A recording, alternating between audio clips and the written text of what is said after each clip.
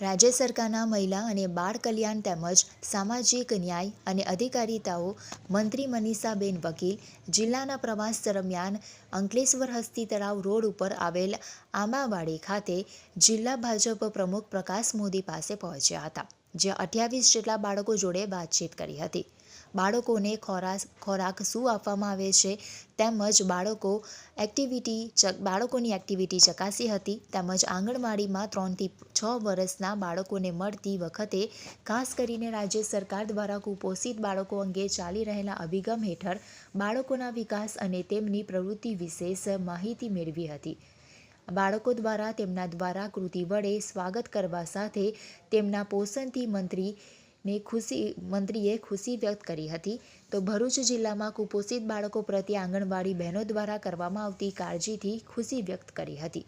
આ મંત્રી મનીષાબેન વકીલ અચાનક જ અંકલેશ્વર 84 ભાગોળ ખાતે વાલ્મીકી સમાજની બહેનો અને લોકોને મળવા પહોંચ્યા હતા, જ્યાં બહેનો જોડે વાત કરી હતી, જે બાદ તેઓ ત્યાંથી રાજપારડી જવા નીકળ્યા હતા। વાલ્મીકી સમાજની મુલાકાત વખતે સમાજના અગ્રણી ધર્મેન્દ્ર મહિડા તેમજ સમાજના આગેવાનો અને બહેનો ઉપસ્થિત રહ્યા હતા।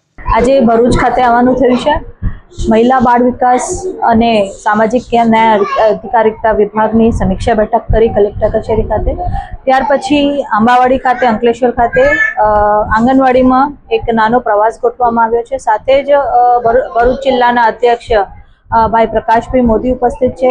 સવારે 2 ધારાસભ્ય પણ ઉપસ્થિત હતા અને આજે આંગણવાડીમાં આવીને 28 જેવા બાળકો આંબાવાડી આંગણવાડીમાં છે, એમની સાથે થોડોક સમય કાઢ્યો છે, એમની એક્ટિવિટીઝ પૂછી છે, શું ખોરાક આપવામાં આવે છે, ખાસ કરીને બહેનો જે જાતે બનાવે છે એમના માટે ને એમને પ્રેમથી જમાડે છે એની વિશે બી એક આજે ચર્ચા કરી અને આજે એક સુંદર પ્રસ્તુતિ એ લોકો દ્વારા પણ કરવામાં આવી। એક સુંદર સ્વાગતનું ગીત પણ એ લોકો દ્વારા ડાન્સ કરવામાં એ લોકોએ કર્યું છે અને 3 થી 6 વર્ષના બાળકો ખાસ કરીને અહીંયા આજે અમે મળ્યા છે અને બધા જ એક્ટિવ છે।